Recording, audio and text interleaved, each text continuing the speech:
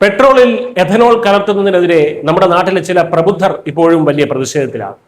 Ethanol എന്തോ വൻ ഉടായ്പാണെന്നും വണ്ടിയുടെ എഞ്ചിൻ തകർക്കുന്ന സാധനമാണെന്നും ഒക്കെയാണ് ഇവരുടെ വാദം.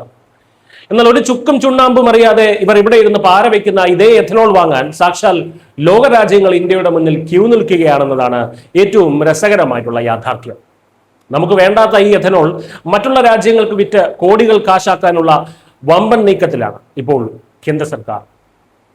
നിലവിൽ രാജ്യത്തിന് ആവശ്യമുള്ളതിനേക്കാൾ വളരെ കൂടുതലാണ് ഇന്ത്യയുടെ എഥനോൾ ഉൽപാദനം.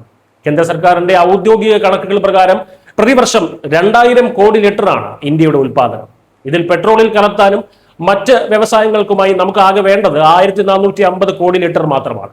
അതായത് ഉപയോഗം കഴിഞ്ഞ് ബാക്കി വരുന്ന ഏകദേശം 700 കോടി ലിറ്ററോളം എഥനോളാണ് ഇന്ത്യ ലോകവിപണിയിലേക്ക് ഇറക്കാൻ പോകുന്നത്. അയൽ രാജ്യങ്ങളായ നേപ്പാൾ, ബംഗ്ലാദേശ്, ഇന്തോനേഷ്യ തുടങ്ങിയ രാജ്യങ്ങളെല്ലാം പെട്രോളിൽ 10% എഥനോൾ കലർത്തുന്ന E10 സംവിധാനത്തിലേക്ക് മാറാൻ പോവുകയാണ്. എന്നാൽ ഇത് സ്വന്തമായി നിർമ്മിക്കാനുള്ള സാങ്കേതിക വിദ്യയോ സൗകര്യങ്ങളോ അവർക്കില്ല.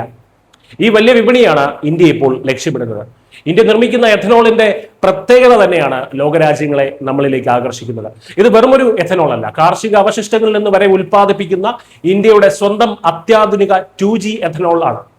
ഈ ഒരു സാങ്കേതിക വിദ്യ സ്വന്തമായി ഇല്ലാത്തത് കൊണ്ടാണ് നേപ്പാൾ ഉൾപ്പെടെയുള്ള രാജ്യങ്ങൾ ഇന്ത്യയെ ആശ്രയിക്കുന്നത്. എഥനോൾ ചേർത്ത പെട്രോൾ രാജ്യവ്യാപകമായി നടപ്പിലാക്കുന്നതിന് മുൻപ് തന്നെ സുരക്ഷയും ഗുണമേന്മയും ഉറപ്പാക്കാൻ നേപ്പാൾ ഭരണകൂടം ഇതിനോടകം കരട് രേഖ പുറത്തിറക്കി കഴിഞ്ഞു.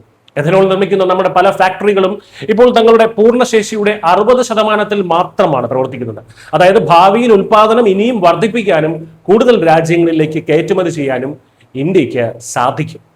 ചുരുക്കത്തിൽ എഥനോൾ എന്നത് രാജ്യത്തെ തകർക്കാനുള്ള എന്തോ അജണ്ടയാണെന്ന് വിശ്വസിച്ച് വാട്സപ്പിലും ഫേസ്ബുക്കിലും പോസ്റ്റ് ഇടുന്നവർ ഒരു കാര്യം മനസ്സിലാക്കുക: നിങ്ങൾ പുച്ഛിച്ചു തള്ളിയ ഈ സാങ്കേതിക വിദ്യയിലൂടെ ഇന്ത്യ ലോകരാജ്യങ്ങളുടെ ഇന്ധനദാഹം ശമിപ്പിക്കുകയും അതിലൂടെ കോടികളുടെ സാമ്പത്തിക ലാഭം കൊയ്യുകയുമാണ്.